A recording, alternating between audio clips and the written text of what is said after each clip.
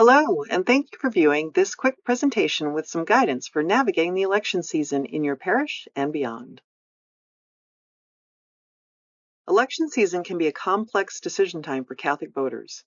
As a faithful Catholic faced with hard decisions about candidates and ballot issues, you may be seeking information on how to vote consistent with your faith. Some Catholic voters may want a priest to help them make that decision directly.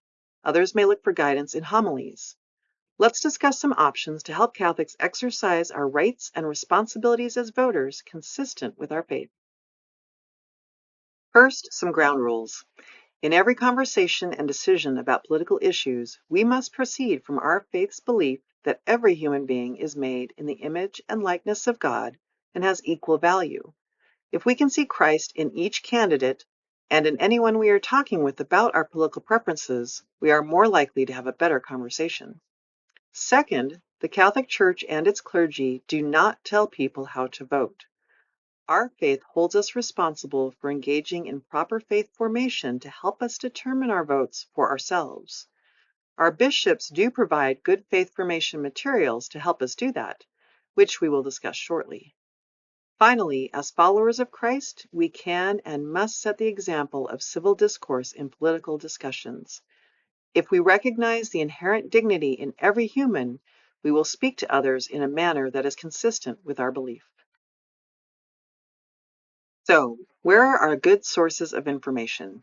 You may see various voter guides or social media posts from Catholic and secular entities declaring how Catholics must vote. But as we know, the Catholic Church will not tell individuals how to vote. Instead, the U.S. Conference of Catholic Bishops recognizes the dignity of each and every one of us and our right and responsibility to form our own voting decisions. The USCCB provides a comprehensive voter guide that is consistent with Catholic teaching, forming consciences for faithful citizenship.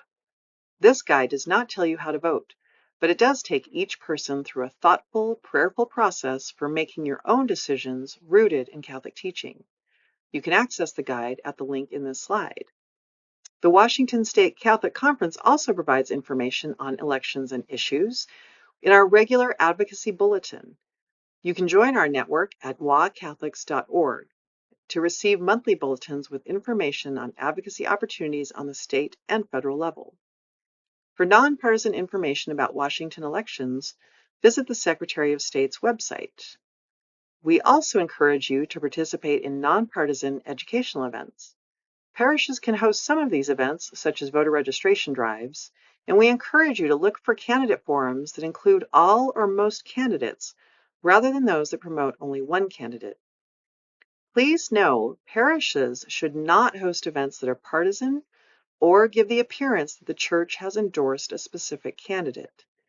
Clergy have received detailed guidance on permissible activities during elections and will not be able to accommodate requests from parishioners to share partisan or other information that is not consistent with Catholic teaching.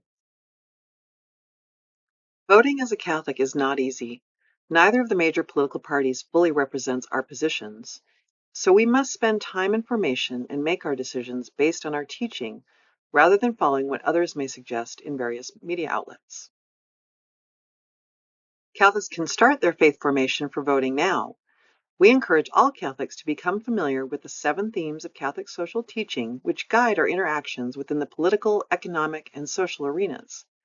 These themes include preserving the dignity and sanctity of every life from womb to tomb and at every stage in between, preferential option for the poor, which holds that the value of a policy or decision depends on its impact on the poor and vulnerable, care of all of God's creation, the dignity of work and the rights of workers to safe conditions and fair pay, our understanding that we have certain inalienable rights, and with the exercise of those rights come certain responsibilities, our call to family, community, and participation, which holds that we should have a right to form families and communities, and the right to participate in our communities, including participating in the democratic process, and solidarity.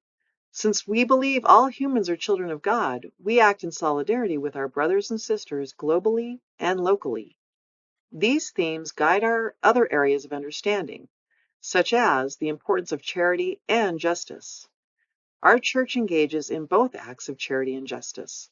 meaning, for example, that we provide food for the poor as an act of charity and also advocate for policies that address the root causes of hunger as an act of justice. Because we believe in our right to participate in our communities, we also believe that, since we are fortunate to live in a nation with an elections process, we are morally obligated to participate in that process. Choosing not to vote is as serious a decision as choosing to vote for one candidate over another. We also begin our voting formation process with the Catholic belief that government exists to promote and preserve the common good. Understanding our full teaching on the role of government can begin with the Forming Consciences for Faithful Citizenship document and watching for WSCC materials that will look more deeply into our teaching on this and other topics. Finally, as voters, we are neither liberal or conservative, since no political party can fully represent our teaching. Rather, we are Catholic and seek to vote consistent with the teachings of our faith. With all of the competing rhetoric around candidates and issues, it's tempting to seek someone who will just say, vote this way. But part of the responsibility that comes with our right to vote is forming our own decisions prayerfully, thoughtfully, and with information from reliable sources. Rather than asking someone else to tell us how to vote, we must make the effort to understand the full breadth and depth of Catholic teaching, spend time forming our consciences through intentional review of faithful citizenship, and recognize at all times that loving our neighbor includes allowing one another to have opposing points of view. It's not uncommon for parishioners to ask priests to speak from the pulpit on political issues. Please note, our priests do speak to us about issues of the day in their homilies by providing formation on our teaching and preparing us to use that teaching in our decisions. A few quick tips for this election season. First, remember that each of us who have a right to vote have a responsibility to participate in our political community through voting. So those decisions should not be taken lightly or ignored. Assume also that your fellow Catholics are equally as engaged in forming their decisions faithfully, even if their decisions may differ from yours. Remember that in Catholic teaching, every human being deserves to live and to live a life of dignity.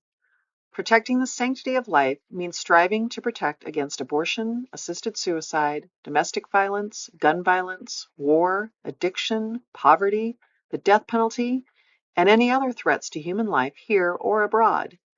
In the U.S., a life of dignity means having equal access to healthy food, clean water, safe and stable housing, education, meaningful employment, and healthcare. To help us maintain our faith during the trying times at our elections, begin any conversation about politics with love and prayer for those with whom we may disagree politically. Political discourse in our nation has become much less civil these last several years. With our teaching on the value of every person, we can be strong ambassadors for more productive political dialogue. We must also be active listeners, so we can understand the perspective a person is bringing to an issue and perhaps learn something about the other side of an issue. It may not change our position, but it will improve our understanding of the issue and our conversations. You can help ensure better political discussions by spending the time forming your decisions from a sound Catholic perspective rather than some other agenda. In short, stop, or in other words, pray, look at the person you are speaking with or voting for or against with the eye of faith, and listen to what God is saying to you, sometimes even through the voice of someone with whom you disagree.